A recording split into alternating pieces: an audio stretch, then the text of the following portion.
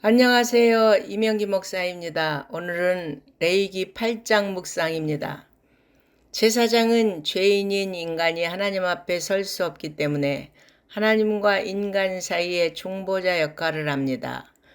구약 시대에는 제사장이 되려면 우선 혈통적으로 레위 지파로 태어나야 하고 레위 지파 중에서도 아론의 직계 자손이어야 하며 육체적으로나 도덕적으로 흠이 없어야 합니다. 본문에서 하나님은 제사장 위임식에 대해 말씀하셨습니다. 제사장으로 위임될 사람들은 먼저 몸을 물로 씻어야 했습니다. 이것은 온갖 죄악과 부정함을 깨끗하게 하는 정결의식입니다. 이 정결의식은 우리에게 중요한 의미를 깨우쳐 주는데 인간은 스스로 죄를 깨끗게 할 수 없다는 것입니다. 예수 그리스도의 십자가의 보혈로만 깨끗해질 수 있습니다. 제사장은 거룩한 옷을 입어야 합니다. 속옷, 겉옷, 에봇을 입고 에봇의 장식 뒤 흉패를 붙이고 머리에 관을 썼습니다. 이 옷들은 거룩한 사역을 감당하는 제사장으로서의 신분을 의미합니다. 고대 사회에서는 신분에 따라 입는 옷이 달랐습니다. 왕과 신하가 입는 옷이 달랐고 결혼 전과 후에 입는 옷이 달랐습니다. 그러나 오늘날은 겉모습을 보고 어떤 신분을 가졌는지 알 수 없습니다. 우리는 예수 그리스도로 말미암아 하나님의 자녀가 되었습니다. 따라서 하나님의 자녀의 신분에 맞도록 예수 그리스도로 의의 옷을 입어야 합니다. 모세는 관유를 가져다가 성막과 그 안에 있는 모든 기구에 기름을 발라 거룩하게 하고 마지막으로 제사장에게 기름을 부었습니다. 하나님이 그에게 능력을 위임하신다는 뜻입니다. 그래서 제사장은 기름 부음을 받으면 거룩하게 됩니다.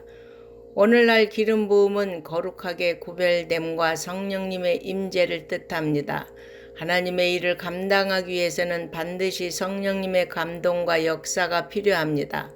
하나님은 시대마다 그분의 사람들을 세우고 기름을 부으셨습니다.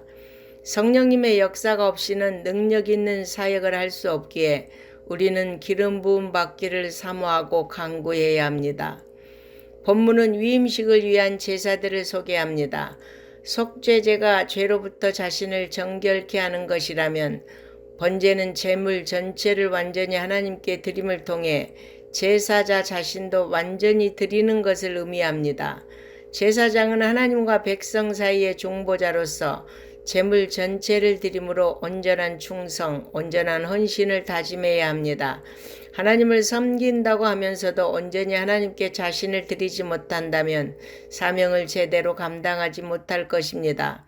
제사장이 충성된 마음과 헌신된 마음으로 자신을 하나님께 온전히 드리기를 힘쓴다면 그의 사역 속에서 하나님의 영광이 드러날 것입니다. 오늘날 주의 종들과 성도들도 마찬가지입니다. 자신의 삶의 자리에서 최선을 다해 하나님을 섬긴다면 하나님께 영광을 돌리게 될 것입니다.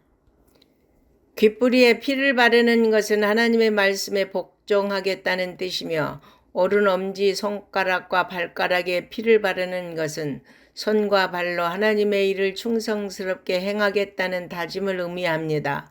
오늘날 그리스도의 피로 제사장이 된 성도 역시 날마다 말씀을 묵상하는 가운데 주의 뜻을 발견하고 순종하는 삶을 살아야 할 것을 교훈합니다. 화목제는 하나님께 헌신을 다짐하는 감사제사입니다. 제사장은 하나님의 주권으로 선택되었습니다. 화목제는 흔들어서 드리기 때문에 요제라고 하는데 제물을 앞뒤로 흔드는 것은 하나님께 드렸다가 다시 받아서 쓴다는 의미가 담겨 있습니다. 일반 화목제에서는 거제로 드린 희생제물의 우편 뒷다리와 요제로 드린 가슴 부위가 제사장의 몫이지만 첫 제사장의 위임식에는 모세에게로 돌아갔습니다. 구약의 제사장은 오늘날의 목사, 선교사, 나아가 모든 그리스도인이라 할 수 있습니다. 따라서 모든 그리스도인은 말씀을 가슴에 새기고 자신을 늘 돌아보면서 하나님을 기쁘시게 함으로 하나님께 영광 돌리는 삶을 살아야 하겠습니다. 아멘.